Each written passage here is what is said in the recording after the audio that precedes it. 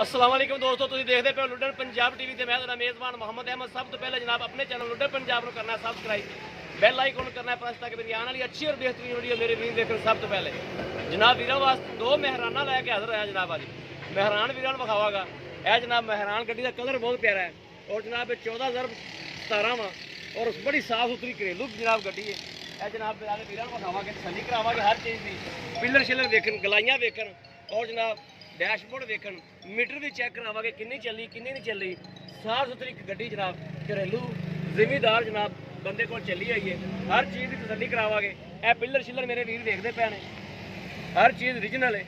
कोई चीज़ ये नहीं भी टिचिंग हुई हो या लगी हो फुहार हुई हो, हर चीज़ अंदरों बाहरों सारी जैनमन है। सीटां की पोर्शन हर चीज़ की तसल्ली मेरा कैमरा मैं तुहानूं करांदा पिया। मीटर की भी तसल्ली करावागे और जनाब LCD वगैरह नहीं लगी हुई। इन्हें जनाब सादा टेप लगी हुई है। एसी चालू है जनाब। लायर रेमा च टायर मेरे वीर सामने है। तकरीबन रुपये जो 98 टायर है ने। लायर रिम ने जनाब, रिम भी सोहने पाए ने और जनाब एसी चालू। हर चीज़ कंडीशन वीर के सामने। 14,17 वा 14/17 वा। वैसे इंजन की तसल्ली करावागे।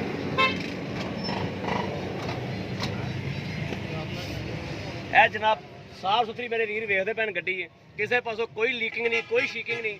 एक घर की रखने वाली घरेलू गड्डी है जिन्हों घर के कहते हैं। और गार्डियाँ शार्टियाँ पिलर कलाइयाँ जैनमन जोड़ मेरे वीर वेखते पैने। यह जोड़ वीरों के सामने जैनमन पिलर शिलर कलाइयाँ हर चीज़, कोई शायद टचिंग नहीं है। ये कि गड्डी वीर खरीदेगा इंशाल्लाह ये नहीं कहेगा कि भाई अहमद जनाब ये गड्डी जी है ये लगी हुई सी यानी टीचिंग हुई सी किसी पासों, कोई ये चीज़ नहीं करेगा इंशाल्लाह। साफ सुथरी गड्डी है, एसी चालू है, हर चीज़ जनाब एसी हीटर हर चीज़ चालू है और तसल्ली बख्श है। इस चीज़ की गारंटी है। स्टैंडर्ड बाई स्टैंडर्ड गड्डी है, रिंगा तक हर चीज़ तक जैनमन गड्डी है। बाकी रंग मेरे वीर सामने जी भी सूरत हाल है।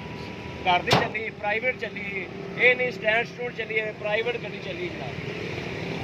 बाकी हर चीज़ देखते पे मेरे वीर, गलाइयाँ शलाइयाँ पिलर हर चीज़ की तसल्लियाँ करावागे। मीटर की तसल्ली करा दो कितनी चली है। 99,686 चली है। 99,686 ये चली है जनाब। बाकी गलाइयाँ शलाइयाँ देखते पे जो हर चीज़ जैनमन है। सारी सूरत हाल वीरों के सामने है। मगले गेट भी विखावागे, डिग्गी भी विखावागे। यह वेखते पे आह चीज़ होंगी है, मेन चीज़ां आह होंदियां ने जिहड़ियां जनाब नज़रां के सामने होनी चाहिए ने। भावें उत्ते आके इंशाल्लाह वेखोगे ये चीज़ निकलेगी। यह वेखते पे मीटर की हर चीज़ निकलेगी। बाकी जनाब है डिग्गी दे जोड़ देखो, हर चीज़ कैमरे की नज़र है, कोई चीज़ अखा तो चलनी। और कैमरा भी इंशाल्लाह अपना बड़ा हैवी आ, ये नहीं भी किसी चाहे शे का पर्दा रहन देवे।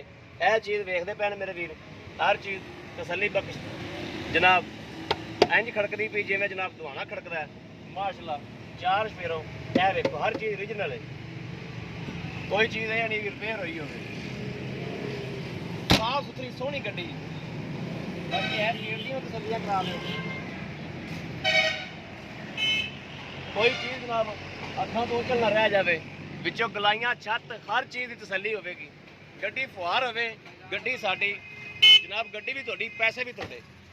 यह जनाब जी माड़ी मोटी है वा ये कैमरे की नज़र है। यह मेरे वीर वेखन ना जी माड़ी मोटी है कैमरे की नज़र है। बस बड़ी बहुत ही साफ सुथरी गड्डी है। तकरीबन अगले टायर नवे ने, मगले अद्धे गुने अगले टायर तकरीबन नवे ने। यह माड़ी मोटी टिचिंग है, वैसे रंग ओरिजिनल है। इनकी जनाब डिमांड है 7.25 लाख रुपया। मालिक इनकी डिमांड करता है 7.25 लाख रुपया। यह जनाब राबता नंबर जनाब 0307 00 15 881 यो जनाब राबता नंबर, यो व्हाट्सएप नंबर है। बाकी उम्मीद करा जनाब साड़ी अज की वीडियो वीरों पसंद जरूर आएगी। अगर पसंद आए कमेंट लाइक शेयर आए वीर जरूर करो ताकि थोड़ा वीर थोड़े वास्ते जनाब अच्छी तो अच्छी वीडियो लैके हाजिर हो। बाकी इस वीडियो तो जनाब आदे वीर जो जस अल्लाह ने के बाद पाकिस्तान जिंदाबाद।